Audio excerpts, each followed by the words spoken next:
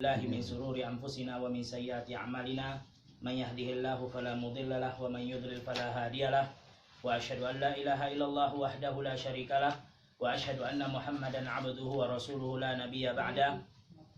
قال الله تعالى في القرآن الكريم يا أيها الذين آمنوا اتقوا الله حق تقاته ولا تموتن إلا وأنتم مسلمون. وقال الله تعالى في آية أخرى يا أيها الذين آمنوا اتقوا الله وقولوا قولا سديدا يصلح لكم أعمالكم ويغفر لكم ذنوبكم ومن يطع الله ورسوله فقد فاز فوزا عظيما. فإن أصدق الكلام كلام الله وخير الهدى هدى محمد صلى الله عليه وسلم وشر الأمور محدثاتها وكل محدثة بدعة وكل بدعة ضلالة وكل ضلالة في النار. أعزني الله وإياكم من النار. Ikhwani fillah, rahimani wa rahimakumullah. Semoga Allah merahmati kita.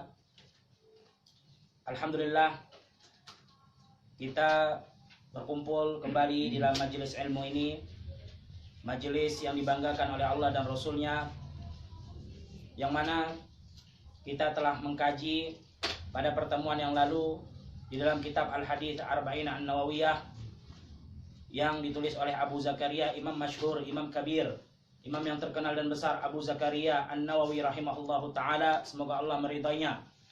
Dan telah kita kaji hadis yang pertama dan hadis yang kedua, dan sekarang kita akan masuk ke dalam kajian hadis yang ketiga. Hadis yang ketiga, seperti biasa, kira-kira siapa yang ingin membaca untuk membiasakan lidah kita di dalam pengucapan hadis Rasulullah SAW. Dan ini adalah salah satu tanda bukti dalam pencintaan kita, ya, cinta kita kepada Rasulullah SAW, itu senantiasa lisan ini dibasahi dengan perkataan Rasulullah SAW. Ya, silakan baca. Bismillahirrahmanirrahim. An Abi Abdurrahman Ya. Abdullah bin Umar bin al-Khattab Ya. radhiyallahu an qala sami'tu Rasulullah sallallahu alaihi wasallam yaqul an-nabiyyal islamu Buniyal Islam. Buniyal islamu ala khamsin Nah. Sahadati an la ilaha illallah wa anna muhammadar rasulullah wa iqamis shalah wa ita'iz zakah wa hajjal baiti wa shaumi ramadan. Rawahul Bukhari wa Muslim. Masya Allah, ahsanta, barakallahu fiik. Semoga Allah memberkati fi umrika wa ilmika, di dalam umur dan ilmu Pak Haji. Alhamdulillah. Al-haditsus tsalis, kita baca. Kita akan masuk ke dalam kajian. Al-haditsus tsalis, qala al-Imam An-Nawawi rahimahullahu taala. Berkata Imam Nawawi, semoga Allah Subhanahu wa taala merahmatinya. Al-haditsus tsalis, hadis yang ketiga. An Abi Abdurrahman Abdullah ibn Umar ibn al-Khattab radhiyallahu taala anhu qala, dari Abi Abdurrahman Abdullah ibn Umar ibn al-Khattab, semoga Allah Subhanahu wa taala meridai keduanya. Abi Abdurrahman yang sudah kita lewati di dalam pembahasan yang lalu, bahwasannya sunnah memakai nama kunyah. Bahkan Rasulullah SAW memiliki kunyah yang disebut dengan Abul Qasim, dan juga begitu para sahabat-sahabatnya, ya, seperti salah satunya Abi Abdurrahman, yaitu nama kunyah dari sahabat Ibnu Umar, Abdullah Ibnu Umar. Dan hadis yang kedua kemarin kita telah baca, Umar Ibnul Khattab juga memiliki kunyah yang bernama Abu Hafsin. Seluruh para sahabat, Khulafaur Rasyidin, dan seluruh sahabat radhiyallahu anhum ajma'in memiliki nama kunyah, dan ini sunnah, ya, dan ini sunnah. Abu Bakar, siapa nama kunyahnya Abu Bakar? Abu Bakar, nama kunyahnya Abu Bakar. Nama aslinya adalah Abdullah bin Utsman. Nah, ini banyak kita tahu namanya Abu Bakar. Abu Bakar itu bukan namanya, kunyah. Nah, kunyahnya Abu Bakar, namanya Abdullah bin Utsman. Nah ini banyak di antara kita ini Nggak tahu. nggak tahu. Padahal ini sahabat yang paling dicintai, bahkan disebutkan seluruh manusia setelah Nabi yang paling mulia adalah Abu Bakar. Semua manusia yang ada di muka bumi ini. Setelah Nabi Muhammad, Abu Bakar. Ijma' seluruh para ulama, seluruh muslimin. Bahkan kalau ada yang mengatakan Abu Bakar bukan yang paling mulia setelah para nabi, atau mengatakan dia bukan khalifah yang pertama, maka itu bukanlah pemahaman Ahlus Sunnah. Ya. Karena ada sebagian yang menolak keutamaan Abu Bakar. Ada juga yang mengatakan bahwasannya dia bukan khalifah, ya, dan dari tuduh-tuduhan yang tidak benar. Radhiyallahu anhum wa radu'an. Para sahabat telah ridha kepada Allah dan Allah telah ridha kepada mereka. Ya, itu adalah gelar rekomendasi langsung dari Allah Subhanahu wa taala yang disebutkan di dalam Al-Qur'an Karim. Dari Abi Abdurrahman Abdullah ibn Umar ibn al-Khattab. Abdullah ibn Umar atau sering dikenal dengan Ibn Umar, anaknya Umar. Umar ibn al-Khattab, khalifah Rasulullah yang kedua, sudah kita bahas di pertemuan yang lalu. Adapun anaknya Ibn Umar adalah sahabat yang mulia, sahabat yang sangat kuat di dalam memegang sunnah. Bahkan disebutkan tidak ada tempat ataupun hadis Rasulullah SAW kecuali dia mengetahuinya. Karena apa? Senantiasa Ibnu Umar melazimi Rasulullah SAW. Sampai dimanapun Rasul, sampai dikatakan sampai Rasulullah tempat membuang hajat pun Ibnu Umar tahu. Saking seringnya bersama Rasulullah. Yang tidak diketahui oleh orang lain diketahui oleh Ibnu Umar. Sampai Rasulullah tempat di mana beliau buang hajat pun Ibnu Umar tahu. Ibnu Umar sangat kuat, radhiyallahu anhu, sangat kuat memegang sunnah. Pernah pada zamannya beliau, ya, beliau berfatwa bahwasannya haji yang paling afdal adalah haji tamattu. Dan ini sesuai sunnah. Karena Rasulullah SAW berkata, "Idza ishtu fi amin muqbil fahajjaitu tamattu." Aku akan haji tamattu kalau seandainya aku masih punya hidup, masih punya umur tahun depan. Tapi qadarullah Rasulullah SAW setelah haji wada sudah tidak punya umur lagi, sudah dipanggil oleh Allah. Tapi kalau seandainya masih diberikan umur panjang, aku akan memilih haji tamattu. Menunjukkan haji tamattu itu adalah haji yang paling afdal. Nah, Ibnu Umar mengatakan afdalul haji tamattu, paling utama, paling sempurna, paling bagus haji adalah haji tamattu. Kita tahu haji itu ada 3, haji tamattu, haji ifrad, haji qarin. Ada 3. Yang pembahasannya insya Allah bisa kita cari di mana. Kita tidak membahas tentang masalah itu. Yang penting kita tahu bahwasanya haji itu ada haji tamattu, ada haji qarin, ada haji ifrad. Kalau ifrad artinya bersendiri, haji doang. Kalau qarin berarti dia membarengkan dengan umrah dan membawa hewan sesembelihannya yang akan dikurbankan. Kalau tamattu, dia umrah kemudian tahallul, boleh memakai pakaian, boleh melakukan hal-hal yang tidak dibolehkan ketika ihram. Kemudian ketika nanti pada tanggal 8 Zulhijjah dia memakai kain ihram dan pergi untuk ke Mina mengambil hari tarwiyah. Itu namanya tamattu. Sedikit tentang penjelasan walaupun kita tidak menjelaskan. Insya Allah nanti kita akan jelaskan di permasalahan haji, ya.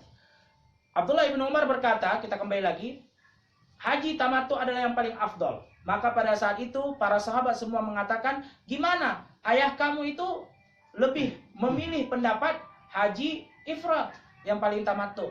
Jadi perbedaan pendapat antara anak dan ayah. Maka Ibnu Umar mengatakan, gimana kalian ataitu bi kalami Rasulullah sallallahu alaihi wasallam wa taqulu abi? Gimana kalian? Aku mengatakan perkataan Rasulullah sallallahu alaihi wasallam tapi kalian katakan ayahku. Mana yang harus diikuti? Ayahku atau Rasulullah sallallahu alaihi wasallam? Lihat bagaimana Ibnu Umar berpegang teguh kepada sunnah. Hatta ayahnya kalau berselisih dengan Nabi Muhammad sallallahu alaihi wasallam, Nabi Muhammad yang diutamakan, Nabi Muhammad yang diikuti. Walaupun ayahnya adalah seorang khalifah, seorang Amirul Mukminin. Berbeda pendapat, tetapi yang kita utamakan adalah Rasulullah sallallahu alaihi wasallam. Siapapun dia, tidak boleh ada kecintaan, tidak ada boleh yang kita ikuti kecuali Rasulullah sallallahu alaihi wasallam. Sebagaimana disebutkan, la yu'minu ahadukum hatta akuna ahabbu ilaih min walidihi wan nasi ajma'in. Tidak akan sempurna cinta kalian, tidak akan sempurna iman kalian sampai mencintaiku melebihi cinta kalian terhadap kedua orang tua dan terhadap manusia-manusia yang lain. Istri, anak, nggak boleh. Rasulullah yang paling di atas. Nah, Ibnu Umar mengatakan seperti itu. Abdullah ibn Umar ibn al-Khattab radhiyallahu taala anhuma berkata, aku mendengar Rasulullah sallallahu alaihi wasallam bersabda, "Bunyal Islamu ala khamsin." Dibangun Islam itu atas 5. Atas 5. Ya. Pondasinya 5. Nah, jangan kita bilang 5 perkara. Anak khawatir nanti ada yang bukan non muslim, waduh, Islam ini semua perkara aja. Satu perkara udah berapa masalahnya. Ya. Jadi 5 didirinya Islam atas 5 pondasi. Nah, terkadang bahasa itu pun penting ya. 5 pondasi yang mana tidak akan tegak Islam itu kecuali dengan 5 ini. Bersabda Rasulullah sallallahu alaihi wasallam, syahada an la ilaha illallah wa anna Muhammadar Rasulullah. Dan yang kedua, wa iqamis shalah, dan menegakkan salat. Dan yang ketiga, wa ita'iz zakat, dan mengeluarkan zakat. Dan yang keempat, wa hajjil bait, dan berhaji ke rumah Allah, ke Ka'bah, ke Mekah. Wa shaumi Ramadan, dan berpuasa pada bulan Ramadan. Rawahu Bukhari wa Muslim. Di dalam riwayat yang lain itu shaumi Ramadan baru al-hajjil bait. Tetapi di dalam riwayat Bukhari dan Muslim itu hajjul bait dulu baru shaumi Ramadan. Ya, ada beda periwayatan. Dan Ibnu Umar pernah ditanyakan oleh para sahabat, bagaimana bukannya puasa dulu baru haji? Kata Ibnu Umar, hakadza sami'tu min Rasulillah sallallahu alaihi wasallam. Begitulah aku mendengar dari Rasulullah. Jadi amanah. Apa yang dia dengar itu yang dikasihkan. Ya. Nah, di sini dari perbedaan riwayat ini kita mengambil faedah bahwasannya sebagian para ulama itu ada yang mengatakan bolehnya kita meriwayatkan hadis dengan makna. Artinya kita nggak hafal bahasa Arab, teks lafadznya yang percis seperti kita nggak hafal. Cuman kita hafalnya ya secara makna aja. Ya, contohnya di sini kalau dia katakan wal hajjil bait, kan yang pertama hajjil bait dulu, baru shaumi Ramadan. Tapi karena kita nggak hafal, kita terbalik. Kita bilang puasa dulu baru haji. Kan itu sudah namanya meriwayatkan dengan makna, bukan sesuai lafaz. Ya. Sebagian ulama mengatakan boleh. Tetapi dengan syarat dia harus betul-betul memiliki ilmu bahasa Arab dan memaknai hadis itu dengan sebenar-benarnya. Jangan sampai keliru. Dan sebagian ulama lagi mengatakan tidak boleh. Dilarang. Ya, karena hadis Rasulullah Shallallahu alaihi wasallam sebagaimana yang diriwayatkan itu yang harus disampaikan, nggak boleh ditambah-tambah. Ya, nggak boleh ditambah, nggak boleh dikurang, nggak boleh dirubah. Nah, ini adalah khilaf, ya. Walaupun kita mengambil perkataan boleh, tetapi bukan sembarangan orang. Nah, kalau macam kita ini lebih baik jangan. Lebih baik kalau memang nggak hafal saya menurut lafaz hadisnya, kita bilang maaf saya nggak hafal, tapi boleh nanti saya ambil kitabnya, saya kasih nampak di dalam kitabnya. Nah, itu lebih aman, lebih selamat.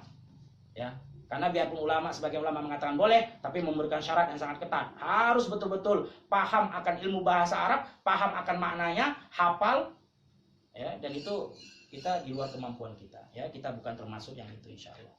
Kita masih jauh ilmunya. Ya, itu adalah para ulama. Nah, hadis ini tentang rukun Islam.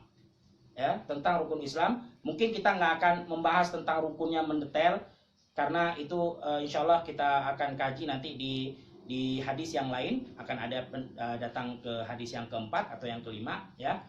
Jadi dan juga sudah banyak dijelaskan mungkin di dalam buku-buku, di dalam kitab-kitab, ya, oleh para asatizah. Ya, kita tidak akan terlalu seperti mengambil hukumnya pertama, syaratnya apa enggak. Kita hanya mengambil secara globalnya saja, secara umum. Syahadah, ya. Maknanya di sini adalah bersaksi. Bersaksi, syahadah. Seperti contohnya kalau kita mengatakan, maukah kamu bersaksi? Mau.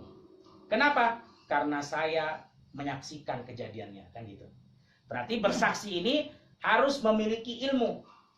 Jangan asal bersaksi saja. Kamu mau bersaksi tentang perkara ini? Mau. Kenapa kamu mau? Karena saya hadir dalam kejadiannya. Berarti dia lihat, berarti dia mengilmui, berarti dia mengetahui. Ya, itu namanya ilmu. Dan mengilmui tentang apa yang kita saksikan, syahadat itu adalah termasuk daripada 7 daripada syarat-syarat sah bersyahadat. Jadi la ilaha illallah itu sah apabila terpenuhi 7 syarat. Ya, 7 syarat. Nah, makanya nggak main-main, bukan hanya la ilaha illallah wa anna Muhammadar Rasulullah, bukan itu aja. Kita harus paham maknanya karena ini bukan hanya sekedar ucapan, tetapi keyakinan yang dibawa sampai nanti yaumil akhirah. Pada hari kiamat dibawa nanti, bahkan itu adalah tanda selamatnya atau tidaknya kita. Jadi harus betul-betul kita pahami. 7 syarat sah syahadat la ilaha illallah. Yang pertama adalah ilmu, mengetahui apa maknanya, bahwasannya tidak ada ilah yang patut disembah, yang harus ditakutin, yang harus diminta doa kepadanya kecuali Allah Subhanahu wa taala. Berilmu. Jadi bukan ngucapin aja atau ngikut apa kata orang atau ngikut apa kata bapak dan ibu. Nah, ya, enggak, harus kita mengilmui la ilaha illallah. Berarti maknanya situ nafi wal isbat. Kita mentiadakan sesembahan. Ya. Jadi kurang tepat kalau kita memaknainya tidak ada Tuhan selain Allah. Karena gini nanti masalahnya. Orang-orang selain non-muslim itu mengatakan yang mereka sembah itu Tuhan. Nah, nanti mereka bilang, kata kamu tidak ada Tuhan, ini Tuhan kalau bagi kami. Maka kita detail lagi, maknanya tidak ada sesembahan yang hak. Artinya ada sesembahan di luar sana, tapi bukan hak, batil. Betul, yang disembah patung itu Tuhan bagi kamu, tapi itu Tuhan batil. Nah, maknanya begitu. Betul, yang kamu sembah daripada batu itu Tuhan bagi kamu, tapi itu Tuhan batil. Nah, gitu. Tidak ada sesembahan yang hak, yang patut, yang hak disembah kecuali Allah Subhanahu wa taala. Jadi ini maknanya. Jadi semua sesembahan yang ada di muka bumi ini kita tiadakan. Yang ada cuma Allah Subhanahu wa taala. Yang hak disembah, yang berhak disembah adalah Allah Subhanahu wa taala. Kemudian yang kedua, kita meyakini. Kita meyakini ya bahwasannya memang Allah yang patut disembah walaupun tidak tampak oleh mata. Makanya tadi kita bilang kemarin dalam pembahasan itu, anta'budallaha ka'annaka tarah. Fa in lam takun tarahu fa innahu yaraka. Kamu harus meyakini seolah-olah kamu itu melihat Allah walaupun kamu nggak melihatnya. Tetapi kalau kita tidak dapat melihat Allah, kita harus yakin Allah melihat kita. Kita harus yakin Allah melihat kita. Nah, itu yang dinamakan keimanan. Tidak bisa dilihat, tapi kita yakin. Tapi kita yakin. Dan itu yang dibanggakan oleh Allah Subhanahu wa taala sebagaimana di dalam hadis qudsi. Ketika ada yang berkumpul-kumpul untuk membahas di majelis ilmu, menyebutkan ayat-ayat Allah, hadis-hadis Rasulullah, Allah Subhanahu wa taala membanggakan orang itu di hadapan malaikat-malaikatnya dengan mengatakan, "Unzuru ila abdi yarju rahmati wa yakhsha adabi wa lam yarani." Katanya apa? "Unzur ila ibadi." Unzur kepada hamba-hambaku, lihatlah. Mereka itu mengharapkan rahmatku, takut akan azabku, padahal belum pernah melihatku. Walam yarani. Nggak pernah melihatku, tapi menginginkan rahmatku dan khawatir akan, takut akan azabku. Nah ini yang dibanggakan oleh Allah. Artinya keimanan. Nggak nampak, nggak pernah jumpa, tapi kita yakin Allah itu ada. Ya. Kemudian yang ketiga, qabul. Syarat sah la ilaha illallah, yang pertama ilmu, yang kedua yakin, yang ketiga qabul. Qabul itu menerima. Artinya kita terima semua apa yang Allah perintahkan, apa yang Allah larang. Dengan kita mengucapkan la ilaha illallah, berarti saya siap melaksanakan yang kau perintahkan Allah, dan saya siap meninggalkan yang kau larangkan ya Allah. Itu artinya. Harus kita, syarat yang ketiga itu harus kita pahami. Ya. Ada yang mengucapkan la ilaha illallah, tapi aduh datang perintah Allah nanti dulu dah, tar dulu ya. Ya ini memang dari Allah sih, tapi ntar aja dah, umur masih panjang. Itu bukan konsekuensi dari la ilaha illallah. Seseorang yang memahami la ilaha illallah berarti sam'a wa ta'ah. Ya. Tidak ada tempat kecuali Allah Subhanahu wa taala. Tidak ada yang harus ditunggu-tunggu ketika datangnya dari Allah Subhanahu wa taala. Sam'an wa ta'ah. Ya. Kemudian yang keempat, tunduk. Patuh kepada Allah Subhanahu wa taala. Ya. Dia patuh. Apapun yang Allah perintahkan, patuh. Itulah hakikat seseorang yang telah bersyahadat la ilaha illallah. Kemudian yang kelima, tasdiq. Membenarkan apa yang datang dari Allah Subhanahu wa taala. Apapun yang datang dari Allah, jawabnya adalah sami'na wa ata'na ghufranaka rabbana wa ilaikal masir. Itu aja jawabannya, udah nggak ada lagi. Kalau datang dari Allah Subhanahu wa taala nggak ada, apa ya? Mungkinkah? Ini coba lihat dulu, nggak ada. Langsung, ya. benarkan apa yang datang dari Allah Subhanahu wa taala. Kemudian yang keenam, ikhlas. Ikhlas kita mengucapkan ini karena kita meyakini Allah Subhanahu wa taala ilahun haq, ilah yang hak. Dan yang ketujuh adalah mahabbah.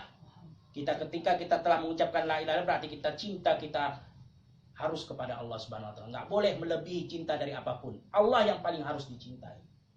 Ya. Itu adalah syarat sah daripada la ilaha illallah. Yang pertama adalah ilmu, yang kedua adalah yakin, yang ketiga adalah qabul, menerima, yang keempat tunduk atau khudu', yang kelima tasdik atau jujur, yang keenam ikhlas, yang ketujuh mahabbah atau cinta kepada Allah Subhanahu wa taala.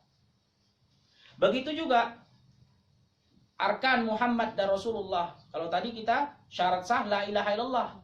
Sekarang makna rukun daripada syahadat wa anna Muhammadar Rasulullah, yaitu harus kita pahami dari ucapan wa anna Muhammadar Rasulullah adalah tasdiquhu fima akhbar. Yang pertama yang harus kita yakini, seseorang yang mengucapkan syahadat anna Muhammadar Rasulullah adalah mempercayai, membenarkan apa-apa yang datangnya dari Nabi Muhammad SAW. Nggak ada keraguan, langsung percaya. Ya, langsung percaya. Lihat Abu Bakar As-Siddiq ketika Isra Mi'raj, ya, Pak, bukan hanya orang Quraisy. Ini karena kejadian yang belum pernah, dan pada saat itu di Mekah memang keimanan masih sedikit, para sahabat masih sedikit jumlahnya. Bahkan serangan dari orang-orang Quraisy bertubi-tubi untuk mematahkan dakwah Rasulullah, untuk menjadikan orang-orang lari dari Rasulullah. Bermacam-macam caranya. Ada yang dibilang dituduh Nabi Muhammad itu gila, dituduh dengan penyihir, dituduh dengan penyair, dituduh bahwasannya dia itu membuat perkataan-perkataan yang membuat hati manusia itu condong kepadanya. Pokoknya macam-macam biar orang lari. Ya. Tiba-tiba udah dalam keadaan begitu, datang kabar yang lebih dahsyat lagi. Orang udahlah diserang dari orang-orang musyrik Quraisy. Kemudian para sahabat waktu itu cuma sedikit, ya, imannya masih lemah karena baru-baru Islam. Datang kabar yang lebih mengagetkan, lebih membuat orang tidak percaya. Apa? Rasulullah SAW berangkat ke Aqsa, ke Masjid Aqsa, Isra Mi'raj, kemudian naik ke langit dalam satu malam. Artinya dia berangkat waktu subuh, sebelum matahari terbit dia udah nyampe. Gak sampai satu malam, cuma beberapa jam. Waktu subuh berangkatnya, matahari belum terbit, udah nyampe lagi di Mekah. Perjalanan dari Mekah ke Palestina. Ya, sekarang aja nih, ini menunjukkan gimana dahsyatnya kabar itu di saat itu, ya. Kalau dulu kan di sana belum ada pesawat terbang dulu zaman Rasulullah, ya. Kalau sekarang, oke lah. Sekarang contohnya di zaman kita ini sekarang udah ada pesawat terbang nih, udah ada teknologi canggih. Ana bilang gini, Ana berangkat dari Depok sekarang jam 4, ya, naik pesawat kan cepat tuh, ke Jeddah berangkatnya, ke Arab Saudi, dan nanti Ana akan balik sekitar jam 5 waktu ini. Jadi jam 4 Ana berangkat, jam 5 Ana udah nyampe. Hari ini juga naik pesawat terbang. Bisa dipercaya nggak? 1 jam naik pesawat dari Depok ke Arab Saudi, 1 jam doang. Padahal pesawat nih, ini pesawat canggih nih, nggak bisa kita masuk di akal. Nggak mungkin kita bilang itu dalam keadaan udah ada teknologi canggih begitu. Gimana zamannya Rasulullah coba? Zaman Rasulullah boro-boro ada pesawat. Paling kenceng itu kuda. Itu paling cepat. Dari Mekah ke Palestina, kalau sekarang naik pesawat aja yang berapa kecepatannya itu, ya, itu 3 jam. Dari Mekah ke Palestina 3 jam naik pesawat sekarang. Itu dulu nggak ada. Berangkat subuh, waktu subuh sampai matahari terbit itu cuma berapa jam? Singkat waktu subuh itu. Udah nyampe lagi. Geger Mekah. Hatta para sahabat semua sampai nggak yakin, sampai ada yang meragukan keimanan mereka. Tapi lihat Abu Bakar As-Siddiq. Ini kita kembali ke dalam pembahasan kita, bahwasannya kita harus membenarkan apapun datang dari Rasulullah. Apa kata Abu Bakar? Udah geger, seluruh sahabat ada yang goyang imannya. Ditambah lagi dengan orang-orang musyrikin Quraisy yang mengatakan, itu berarti udah bohong, udahlah kemarin ngaku nabi, sekarang ceritanya nggak benar lagi. Udah pasti tambah goyang para sahabat. Abu Bakar bilang apa? I'lamu, ketahuilah ayuhan nas, kalau seandainya Muhammad, nih dia tunjuk waktu itu ada dinding warnanya putih. Dia bilang, kalau seandainya Muhammad mengatakan dinding ini warna hitam, padahal dia warna putih, aku akan membohongi mataku dan aku akan benarkan Muhammad. Kalau seandainya dinding ini warna putih, tapi Nabi Muhammad bilang warna hitam. Abu Bakar bilang warna hitam. Begitu harus kita meyakini datangnya, apabila itu datangnya dari Rasulullah Shallallahu Alaihi Wasallam. Kalau bisa mata ini kita bohongi, ya. Baik. Kemudian syarat atau rukun dari syahadat Muhammad dan Rasulullah yaitu imtitsalu ma amar. Kita mengerjakan apa yang diperintahkan oleh Rasulullah Shallallahu Alaihi Wasallam. Bahkan, nah ini ya, ini ada sebagian pemahaman katanya kita yang taatnya kepada Allah lah, kepada Nabi Muhammad itu apa? Kan manusia. Nah, kalau memang dia bilang kita pakainya Al-Quran aja, hadis nggak dipakai, ada begitu. Pakai Quran nggak pakai hadis, ada sebagian kelompok mengatakan begitu.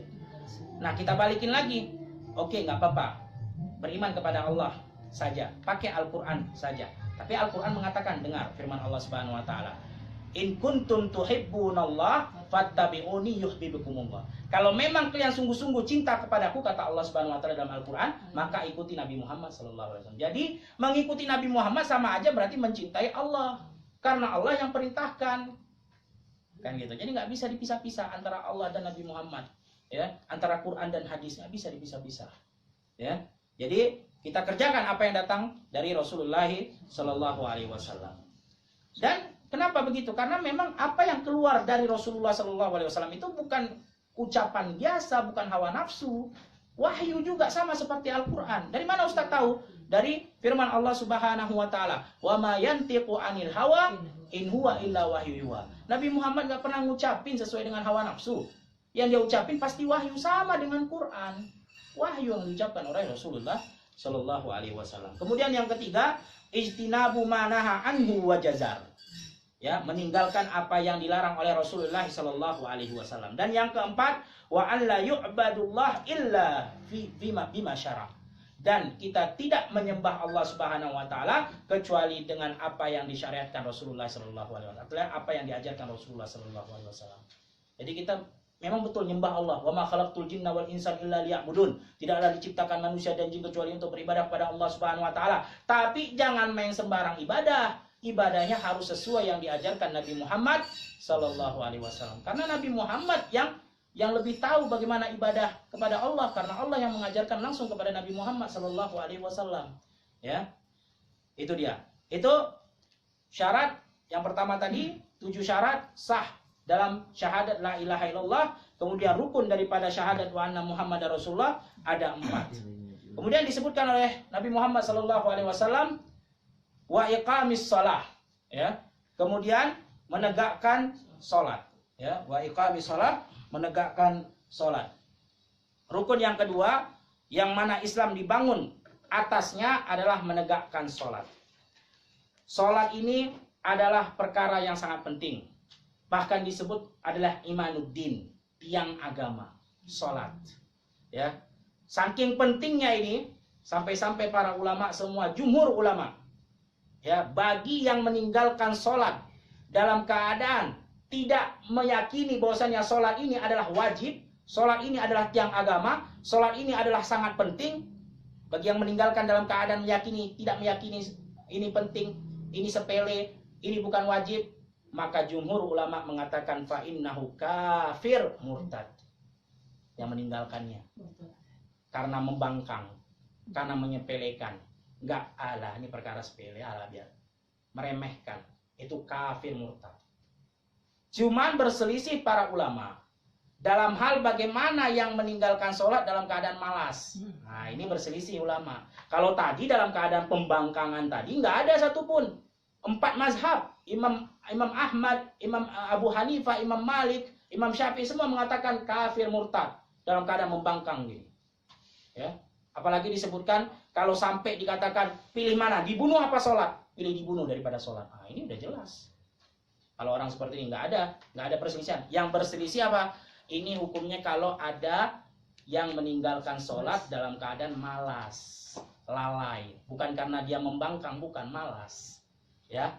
Nah, ini berselisih ulama.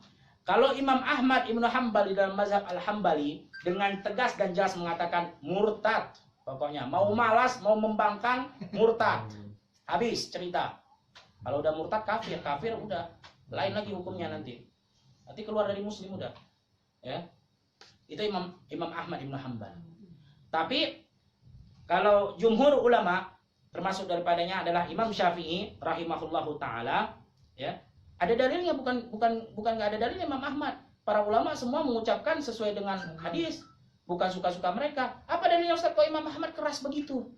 Ada hadis sahih yang diriwayatkan ya oleh Abu Dawud, dikatakan al-ahdu. Ini dalil hadis yang sahih yang dipakai di dalam mazhab Imam Ahmad Ibn Hanbal yang menyebutkan bahwasannya kafir yang meninggalkannya malas atau sengaja atau membangkang atau enggak kafir.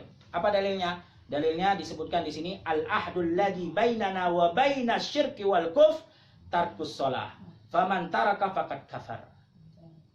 Kata Rasulullah sallallahu alaihi wasallam, al-ahdu, perjanjian antara kita dan syirik dan kekufuran adalah salat. Siapa yang meninggalkan salat maka sungguh telah kafir. Hadis sahih.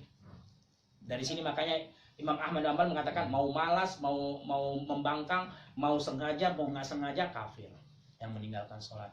Ya, tapi jumhur ulama termasuk Imam Syafi'i. Nah ini repotnya ya kalau kita pakai mazhab Imam Ahmad bin Hanbal habis semua di Indonesia. Ya, habis. Berapa orang aja yang jaga sholat kira-kira di Indonesia ini? Bisa dihitung. Ya, nggak usah jauh-jauh, lihat aja di masjid. Kalau subuh, kalau zuhur, asar, paling berapa shaf? Sisanya kemana semua nggak tahu. Makanya repot nih. Kalau kita pakai mazhab Imam Hanbal ya. Tapi jumhur ulama, kebanyakan para ulama termasuk Imam Syafi'i rahimahullahu taala mengatakan innahu laisa bikufur. Dia nggak kafir, belum, dia masih muslim. Ya. Apa hadisnya, dalilnya? Punya juga dalilnya, bukan sembarang juga ngomong. Ada dalilnya mereka jumhur. Karena para ulama itu adalah hamba-hamba Allah yang mewarisi ilmu Rasulullah Sallallahu Alaihi Wasallam, warasatul anbiya. Mereka nggak mungkin ngomong sesuka hati. Apa dalilnya? Dalam hadis sahih disebutkan juga, diriwayatkan oleh Abu Dawud, ya, khamsa salawatin man hafadha alaihinna kana indallahi ahdu an yudkhilahul jannah wa man lam yuhafid alaihinna lam yakun 'alallahi indahul ahad in syaa'a 'adzabah wa in syaa'a ghafara lah. Apa hadisnya? Hadis sahih diriwayatkan dari Abu Dawud, dikatakan bahwasanya salat itu ada 5. Siapa yang menjaga kelima-lima salat itu, maka sungguh bagi Allah atas dirinya akan Allah masukkan dia ke dalam surga. Itu janji Allah. Masuk ke dalam surga. Ya, itu hak dia atas Allah Subhanahu wa taala untuk Allah memasukkan dia ke dalam surga. Dan siapa yang tidak menjaga dari kelima sholat tadi, maka dia tidak punya perjanjian dengan Allah. Gak ada perjanjian Allah memasukkan dia ke surga, gak janji Allah. Ya, kata disebutkan dalam hadis ini, insya'a adzabah wa insya'a ghafaralah. Kalau Allah berkeinginan, Allah berkehendak, Allah azab dia. Kalau Allah berkehendak lain, Allah ampuni dan Allah masukkan ke dalam surga. Ini menunjukkan apa? Gak kafir, tapi dia fasik, berdosa. Bukan kafir. Karena kalau kafir udah jelas khalidina finnar, nggak ada pilihan, kekal di dalam neraka. Kalau kafir itu hukumnya. Tapi kalau yang fasik muslim tapi berdosa, itu kembali kepada rahmat Allah. Kalau Allah mau diadab dulu sampai bersih dosanya, habis itu dimasukin lagi ke surga. Kalau enggak, Allah ampuni langsung, nggak usah disiksa, langsung masuk ke surga. Itu atas kehendak Allah Subhanahu wa taala. Ya. Rahmatullah wasi'at. Rahmat Allah itu luas. Sabakat ghadabu, rahmat Allah itu melebihi daripada murkanya. Lebih banyak rahmatnya Allah dibandingkan murkanya. Nah ini jumhur ulama termasuk Imam Syafi'i mengatakan nggak kafir. Yang malas nggak kafir, cuman dia berdosa. Kalau Imam Syafi'i mengatakan yustatab, diminta bertobat itu orang. Dia nggak berdosa tapi diminta ayo cepat bertobat, jangan tinggalkan lagi sholat. Nah, ya, walaupun malas. Nah, walaupun kita jangan meremehkan bahwasannya dosa itu tadi dibilang kalau Allah berkehendak Allah azab. Azabnya Allah syadidul iqab. Allah itu maha kuat azabnya. Ya. Kalau Allah berkehendak Allah ampuni. Jadi ini urusannya Allah Subhanahu wa taala. Nah, tapi jangan kita gampangkan. Udah nanti Allah rahmatilah, pasti siapa yang bilang kita dirahmati Allah nanti bakalan.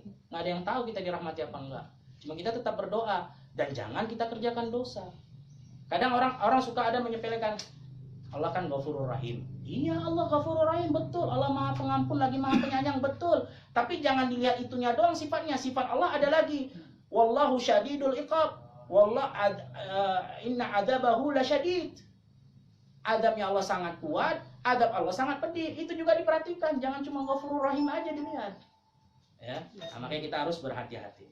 Ya, maka ini insya Allah yang sahih adalah jumhur yang dikatakan oleh mayoritas para ulama termasuk Imam Syafi'i mengatakan yang meninggalkan sholat dengan malas, lalai, ya maka dia bukanlah kafir tapi dia berdosa, dia fasik, ya.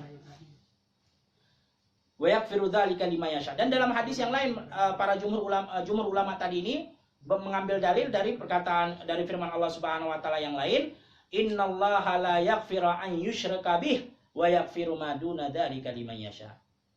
Jadi jumhur ulama tadi berpendapat dengan hadis yang tadi kita sebutin, kemudian dengan ayat Al-Qur'an juga. Bahwasanya disebutkan Allah berfirman, sesungguhnya Allah tidak akan mengampuni yang mensekutukan Dia dengan sesuatu dan Allah akan mengampuni dari selain itu. Artinya syirik yang Allah nggak ampuni. Kalau berbuat syirik menyekutukan Allah itu yang berat. Tapi masalah sholat ya insya Allah akan ampuni. Ya. Allah akan ampuni. Waalaikumsalam warahmatullahi wabarakatuh. Kaifa haluka? Masya Allah. Ya. Tetangga paling jauh datang belakang. Baik. Itu jumhur ulama dalam hukum meninggalkan sholat dalam keadaan malas atau lalai. Ya, jumhur ulama, mayoritas kebanyakan para ulama, termasuk Imam Syafi'i, ya, dan mazhab-mazhab yang lainnya selain daripada mazhab Al-Hambali. Adapun Syekh Islam Ibnu Taimiyah itu memfatwakan in taraka shalah kulliyan kullayum lam yasjud marrah wa huwa kafir wa in taraka ahyanan lam yakfur. Artinya gini, Ibnu Taimiyah mengatakan kalau seandainya dia meninggalkan sholat dalam keadaan setiap hari, satu pun nggak dia kerjakan. Bahkan disebutkan dalam seumur hidupnya dia nggak pernah sujud sekali sujud pun di hadapan Allah Subhanahu Wa Taala. Artinya udah gawat ini orang. Ya.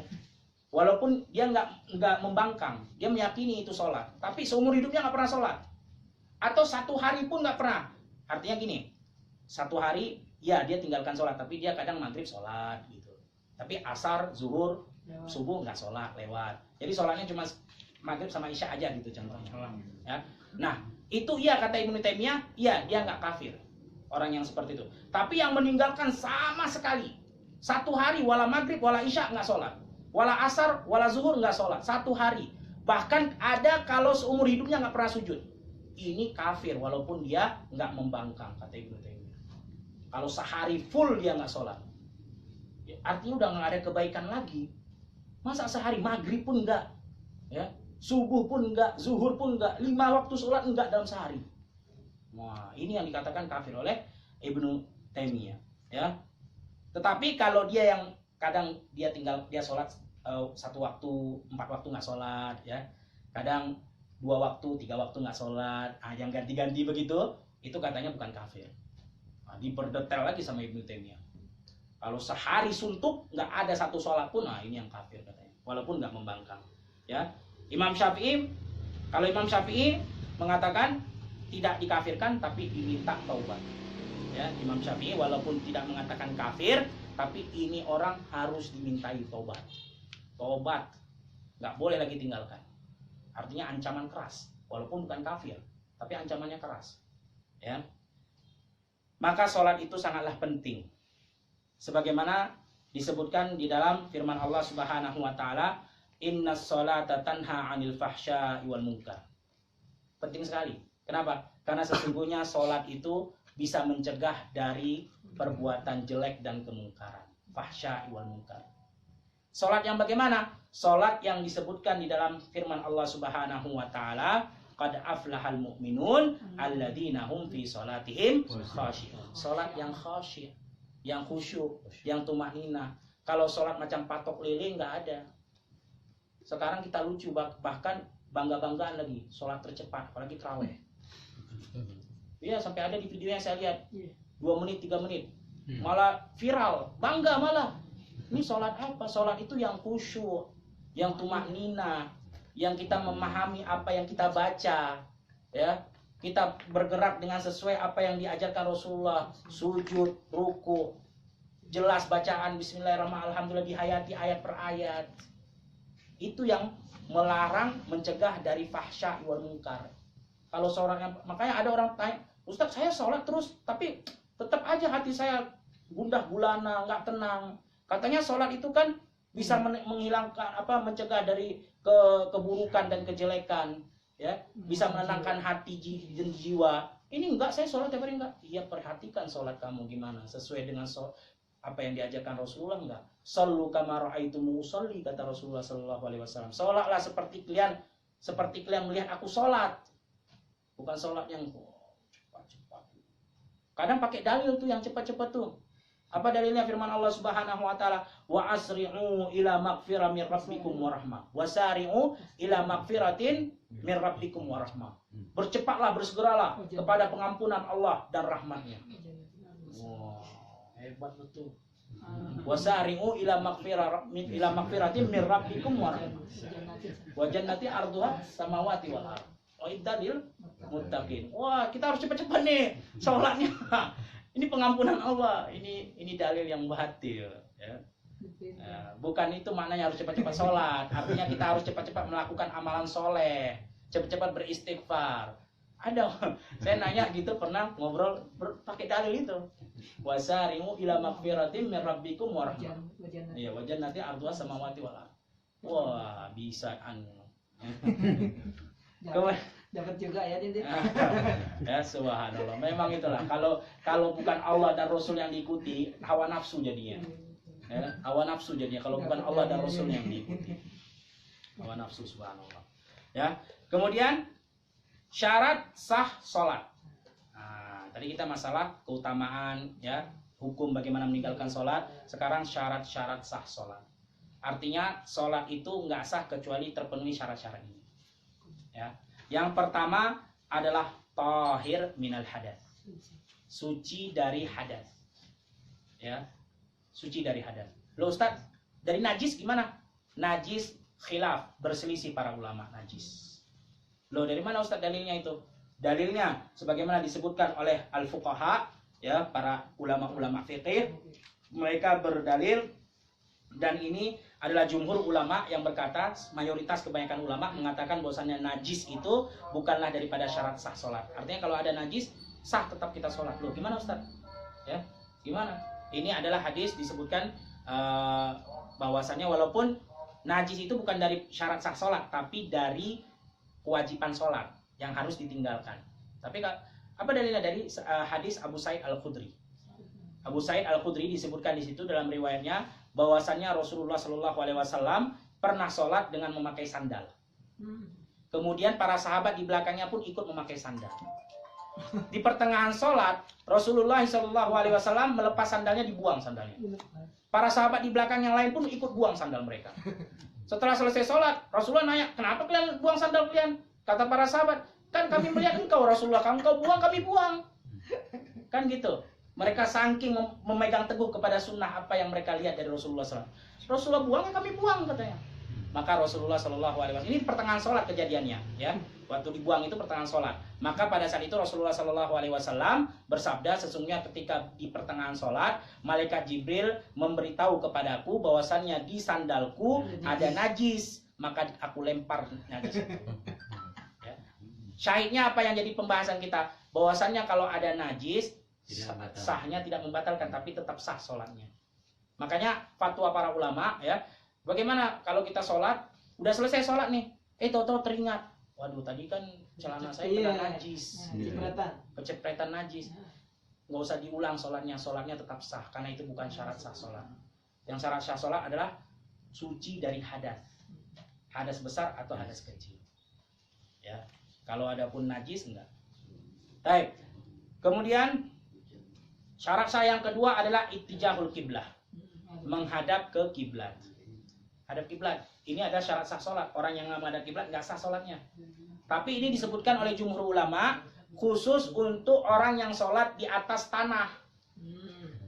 Orang yang sholat di atas kendaraan ataupun di tunggangan, maka dia tidak menjadi syarat sah untuk menghadap kiblat. Karena kalau lagi di pesawat, atau kita lagi naik kuda, itu apa kata Allah Subhanahu wa taala, fawal wajhaka syatral masjidil. Kamu berniat saja menghadap ke kiblat kemanapun nanti berarah kendaraan itu ataupun hewan itu, maka kamu tetap sah sholatnya. Nah, ini khusus untuk yang sholat di atas daratan, di atas tanah.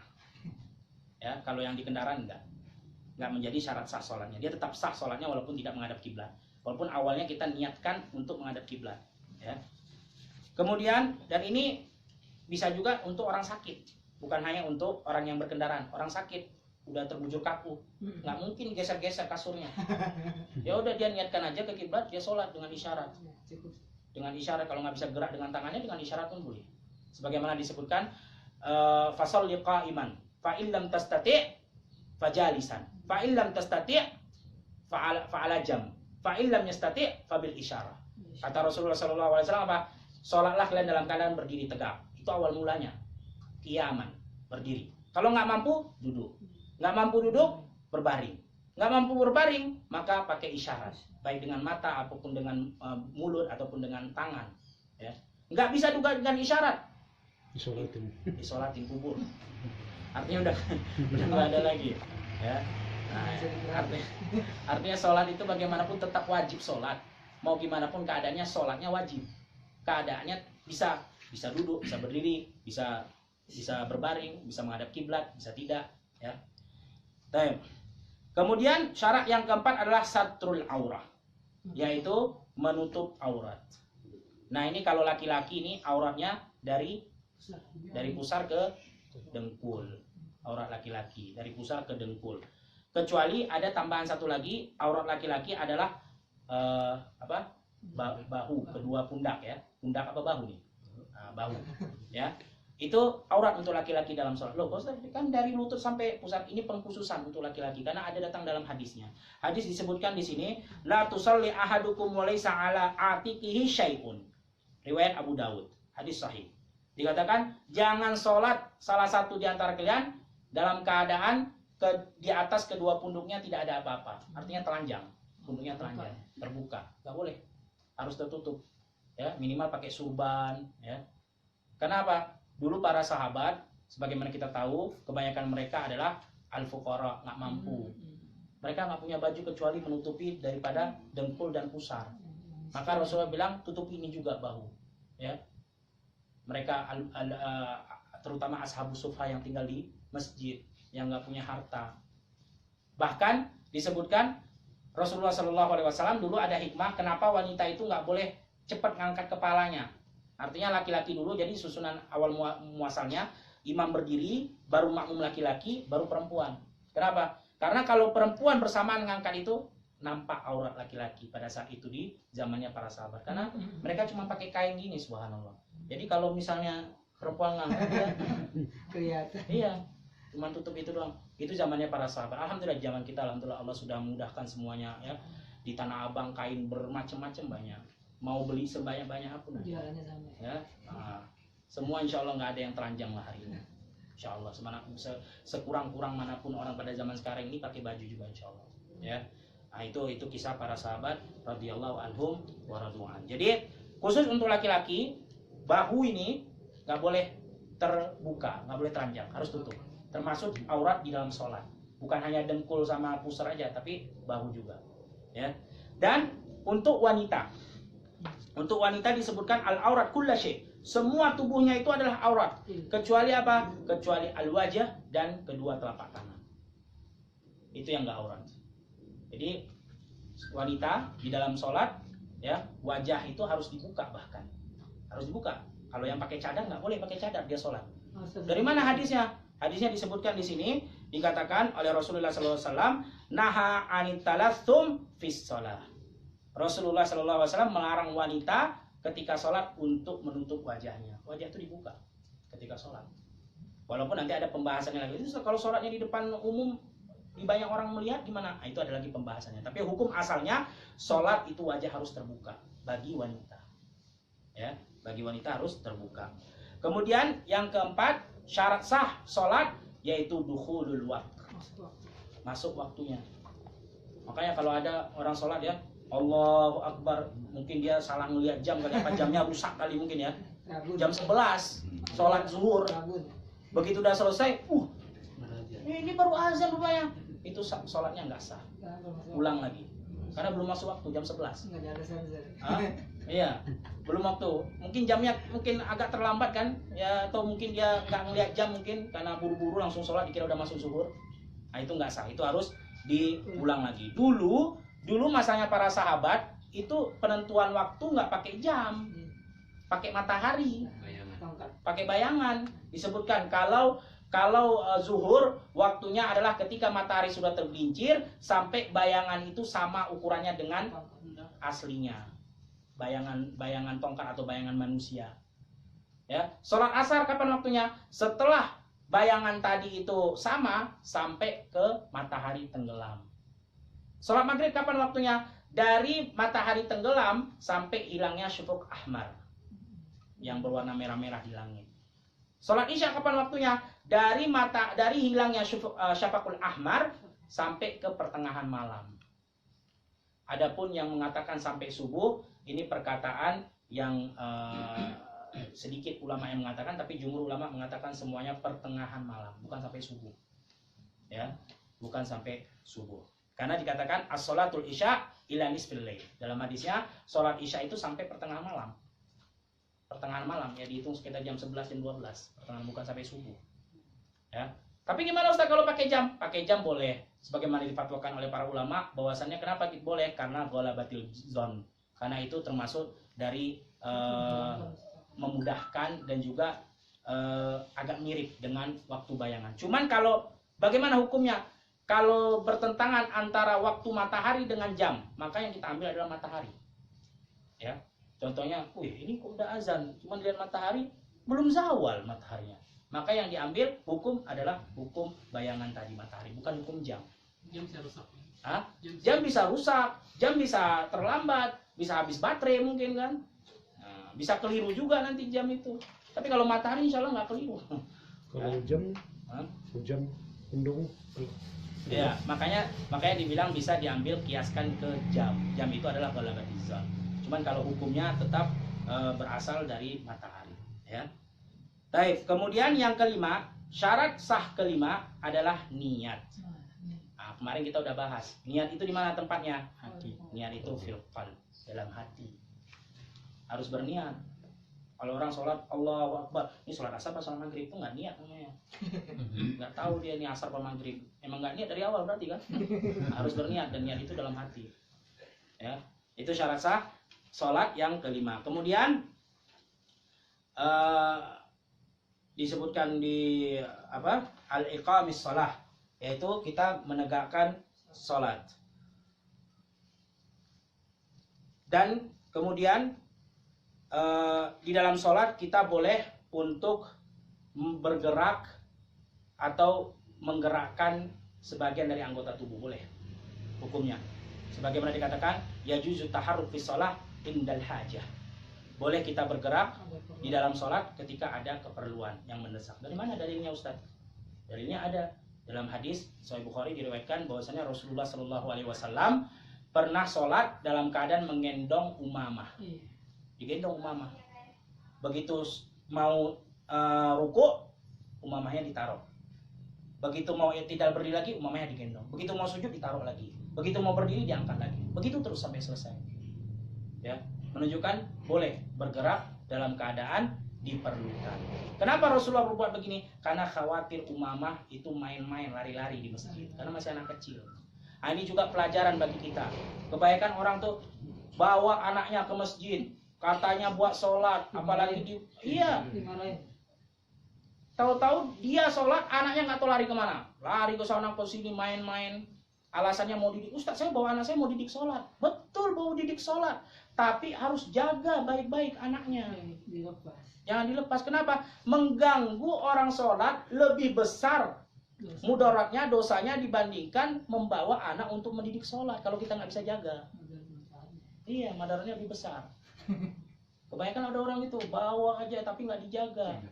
Jaga, gendong. Kalau memang dia nggak bisa disuruh sholat, nggak bisa disuruh diam, gendong. Macam Umamah tadi Rasulullah gendong. Dan boleh dalam sholat kita bergerak. Karena ada, hah? Yang soal ini gerak, pegangin gitu boleh. Iya. Pegangin, Atau kalau memang sekalian digendong, Diiketan. ya. Atau kalau memang nggak bisa dibilang, tinggalkan di rumah berarti. Ajari sholat di rumah aja. Jangan dibawa ke masjid. Jangan dibawa ke masjid. Ya. Kadang ada karena egois begitu mau didik anaknya sholat tapi nggak perhatikan, mudarat mengganggu orang sholat lebih besar. Khususnya orang agama. Nggak boleh mengganggu sholat. Sholat itu penting. Kita bilang tadi, sholat itu adalah iman din, tiang agama. Gimana kita mengganggu orang? Ya. Sholat tadi kita bilang gimana kepentingannya, ya gimana masalah hukum-hukumnya. Jadi gitu. Kalau memang anaknya mau dididik sholat, bawa, memang bagus. Tapi dengan syarat harus dijaga, ya, bukan dilepaskan begitu aja. Bahkan Umar ibnul Khattab nih, di dalam riwayatnya, apabila ada anak kecil yang belum balik di dalam shaf, itu dikeluarkan sama Umar. Diusir, dikeluarkan. Kenapa? Karena dia pertama belum wajib sholat, belum balik. Kedua khawatir ganggu, ya, dikeluarin sama Umar bin Khattab. Jadi boleh bawa, tapi harus dijaga baik-baik. Ya, jangan ini dilepas saja anaknya nggak tahu kemana. Ya. Kadang ada gitu, bapak bawa anak tapi anaknya nggak tahu kemana. Bapaknya entah sibuk apa, anaknya sibuk apa nggak ngerti. Ya. Kemudian yang ketiga, kalau bergerak gimana? Bergerak garu. Indal hajah, indal darurah. Kalau memang darurah itu kalau memang tidak bisa harus bergerak maka bergerak. Ya, walaupun sebagian ulama ada yang mengatakan dibatasi tiga kali gerakan. Tetapi jumhur ulama mengatakan indal hajah. Kalau perlu, karena kalau memang macam tadi itu gerakan anak sholat itu yang kita gendong itu udah berapa kali? Udah lebih dari 3 itu. Ya, itu udah lebih dari 3. Nah ini masalah khilaf. Tapi yang jumhur kebanyakan mayoritas mengatakan indal haja kalau kita perlu. Keperluan itu gimana? Kalau memang nggak perlu ya jangan, bisa membatalkan bahkan. Karena apa? As-sholatu dzikrullah wa qiraatil Qur'an. Salat itu isinya adalah membaca Al-Qur'an dan zikir, bukan gerak-gerak. Tapi diperbolehkan kalau indal haja, kalau memang perlu sekali. Ya, contoh seperti kita misalnya di depan shaf kosong karena batal orangnya pergi keluar karena batal wudu. Ya kita karena indal haja, walaupun jauh, kosong memang nggak ada yang maju. Kita ampas di belakang itu ya kita maju walaupun berapa langkah, 4 langkah, 5 langkah. Boleh. Kali tutup lagi. Jalan-jalan. Indal hajah. Dan ini dibahas di dalam Alkitab Fiqh. Kita nggak bahas terlalu lebar karena bukan di sini pembahasannya. Itu disebutin semua di dalam 4 mazhab. Ya. Nah, kita nggak bahas di sini karena itu pembahasan di dalam kitab fiqh yang cukup luas. Ya. Kemudian yang ketiga, rukun yang ketiga dikatakan wa ita zakah, dan mengeluarkan zakat. Ya. Ini sampai jam berapa kita ini? Ya habis. 5. Udah. Oh, Ya udah, insyaallah nanti kita sambung lagi insyaallah tentang zakat. Kemudian hadis yang keempat insyaallah taala apabila dimudahkan ya kita akan sambung lagi insyaallah. Ada yang ingin bertanya? Ya. Jadi kalau baju kotor itu nggak apa-apa Ustaz ya? Ya. Ya syarat-syarat sholatnya kan tidak batal gitu. Ini pembahasannya antara batal atau tidak, tapi itu masuk ke dalam kesempurnaan sholat. Kesempurnaan sholat apa? Dia memakai pakaian yang rapi, bersih. Gimana enggak kita mau menghadap kepada atasan aja, kepada pemimpin aja rapi, mau menghadap kepada Allah compang-camping. Cuma bukan berarti wah kamu batal sholatnya kalau gitu, enggak juga. Ya. Jadi hukum syarat sah artinya ini berkaitan dengan sah apa batal. Nanti ada lagi namanya kewajiban sholat. Nah kewajiban sholat salah satunya adalah kita memakai pakaian yang rapi, memakai parfum. Kesempurnaan sholat nanti ada lagi. Sebagaimana ada rukun-rukun sholat, ya, ada juga sunnah-sunnah sholat, ada juga al-wajibatus sholat, ada juga syarat syah sholat. Ada. Jadi berpakaian rapi tadi, kalau itu adalah kewajiban di dalam sholat, sempurnanya sholat. Begitu juga najis tadi, ya. Bukan berarti Ustaz boleh dong pakai najis, enggak gitu. Ini kan jadi pembahasannya masalah sah apa enggak, bukan masalah boleh atau dianjurkan, bukan. Ya. Nah, jadi nanti jangan sampai salah paham berarti saya pakai ini, ya. Bahkan disebutkan kita harus innallaha thayyib la yaqbalu illa thayyiban. Allah itu bagus, rapi, baik. Thayyib itu baik, rapi, cantik. Itu makna thayyib. Dan Allah tidak menerima kecuali yang begitu juga. Yang cantik, yang rapi, yang wangi. Ya. Jadi kita mau berbeda kepada Allah, karena Allah itu thayyib, kita pun harus thayyib. Mau menghadap kepada Allah Subhanahu wa taala. Karena dengan itu sempurna amalan kita. Ya, sempurna amalan kita. Baik, Allah alam bisawab. Ada lagi yang ditanyakan? Hadis mengenai itu yang Rasulullah ketika sholat menjadi imam, walau imam atau tidak ya, bukan ya. Ketika kemudian Hasan dan Husain itu naik ke punggung beliau. Itu dalam sholat berjamaah di masjid atau di rumah? Diriwayatkan waktu itu di masjid. Allah alam bisawab, itu karena disaksikan oleh para sahabat semua. Dan itu termasuk juga hadis yang dipakai bahwasanya boleh kita bergerak di dalam sholat. Nah, karena takut Hasan dan Husain lari-lari, akhirnya dan juga untuk menunjukkan kasih sayang Rasulullah kepada Hasan dan Husain digendong. Sama seperti dari Umamah tadi. Ya, karena kasih sayang. Bahkan hadis itu disambung, ada seorang sahabat mengatakan, aku punya anak banyak lebih daripada dua, nggak pernah la akbiluhum, aku nggak pernah mencium salah satu dari mereka. Maka dikatakan Rasulullah SAW mengatakan, man lam yurham la yurham, siapa yang nggak mengasihi maka nggak akan dikasihi, siapa yang nggak mengasihi maka tidak akan dikasihi. Jadi termasuk salah satu kasih sayang dengan kita menjaga dan menggendong anak, dan bolehnya menggendong mereka ketika sholat. Allah alam bisawab. Ya. Sholat tarawih tadi, masalah kecepatan itu sah atau kurang baik? Ya, sah, sholatnya sah. Karena tadi yang kita bilang syarat sah tadi hanya tadi yang kita sebutkan, niat, kemudian masuk waktu, suci, kemudian menghadap kiblat, ya. Kemudian menutup aurat. Adapun masalah cepat atau lambat itu tetap sah, cuman keutamaan. Makanya kita bilang tadi, qad aflahal mu'minun, sungguh serah bahagia, telah beruntung orang-orang mukmin. Kena siapa mereka yang beruntung, yang bahagia? Yang mereka alladzina hum fi salatihim khashi'un, yang mereka dalam keadaan salatnya itu khusyuk, tumaninah, sempurna. Jadi masalah cepat itu atau lambat nggak masuk dalam syarat sah sholat. Cuman kesempurnaan sholat sebaiknya dalam sholat itu apa? Karena kan sholat disebutkan oleh Rasulullah SAW, arihna ya Bilal. Artinya apa? Istirahatkan kami wahai Bilal. Dengan apa? Dengan sholat. Jadi sholat itu adalah tempat beristirahatnya kita. Karena pada saat itu semua kelelahan, semua yang kita rasakan kita curhatkan kepada Allah Subhanahu Wa Taala. Jadi kita lagi bercurhat. Namanya orang lagi curhat, lagi nikmat, lagi istirahat. Ya, kenapa harus cepat-cepat? Gitu. Kalau mau beristirahat, kalau kita mau istirahat ya maunya lama-lama aja. Kalau istirahat tidur. Ini sholat adalah istirahat hati dan ruh. Sedang beristirahat dari kecapean dunia yang ada. Ya, hiruk pikuk dunia. Lagi mencurhatkan kita, lagi doa. Karena sholat itu isinya adalah baca Quran, zikir dan doa. Nggak ada yang lain. Doa itu adalah curhatan hati kita kepada Allah Subhanahu Wa Taala. Yang kita keluarkan dari dalam hati itu adalah berupa doa. Jadi tak cepat-cepat, bukan berarti wah nggak sah, bukan nggak sah. Ya, tapi dia sah, tapi tidak sempurna karena terlalu cepat. Terus kenapa harus cepat-cepat kalau dengan Allah Subhanahu Wa Taala? Bahkan lebih lama lebih nikmat, gitu kan? Bahkan lebih lama beristirahat lebih enak badan kita, hilang capek rasanya semua, hilang keluh kesah semua. Makin banyak kita doa sama Allah Subhanahu Wa Taala. Ya, nah, jadi jangan dipahami berarti nggak sah. Itu tadi syarat sahnya yang itu saja yang kita sebutkan. Nggak ada lagi, para ulama semua menyebutkan hanya itu yang kita sebutkan tadi. Adapun yang lain bukan termasuk daripada syarat sah. Sah tetap sah, cuma nanti ada perbedaan kewajiban, ada perbedaannya lagi sunnah, ada juga nanti kesempurnaan sholat. Ya, Allah alam bisawab. Ya. Anak kecil itu termasuk pemutus saf nggak di dalam sholat? Pemutus saf gitu ya. Itu khilaf para ulama. Ada yang mengatakan kalau belum baligh ya, maka jangan ditaruh di saf.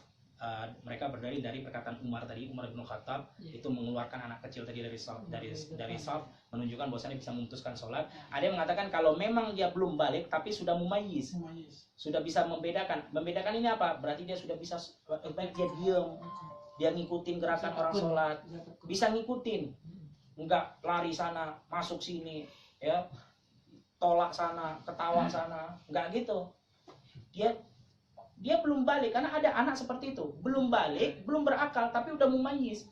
Mumayyiz itu apa? Kalau duduk sama orang-orang gede, dia diam dulu. Itu mumayyiz, anak mumayyiz ada yang begitu. Iya, Ada di situ. ada. Walaupun kalau dibilang umurnya masih kecil, ini belum balik, tapi dia sudah mumayyiz, dia sudah tahu di mana waktunya diam, di mana waktunya dia bermain, di mana waktunya dia mengikuti orang sholat, dia udah bisa membedakan. Ada anak seperti itu. Ya, nah kalau yang ini enggak, sebagian ulama mengatakan enggak memutuskan sholat. Cuman yang gerasa kerusuh, yang ketawa, lari, lempar sana, tolak sini, nah itu yang tadi dikeluarkan oleh Umar bin Khattab. Ya, dikeluarkan langsung dari shaf. Bahkan disuruh gendong aja lebih baik. Makanya tadi Umamah tadi digendong karena gerak sana, gerak sini, lari, digendong sama Rasulullah. Daripada mengganggu orang, lebih baik digendong. Allah alam misal. Ini ngusir bocah boleh. Ya. Ngusir boleh, ngusir. Anda. Maka harus ada yang mengkoordinator di masjid itu, ya. Apalagi dalam kajian biasanya gitu. Memang betul membawa anak ke masjid untuk mendidik memang sangat dianjurkan. Mereka dari kecil udah dididik biar terbiasa sholat. Ya. Cuman Islam bukan hanya masalah boleh atau haram. Islam juga mementingkan masalah adab dan akhlak.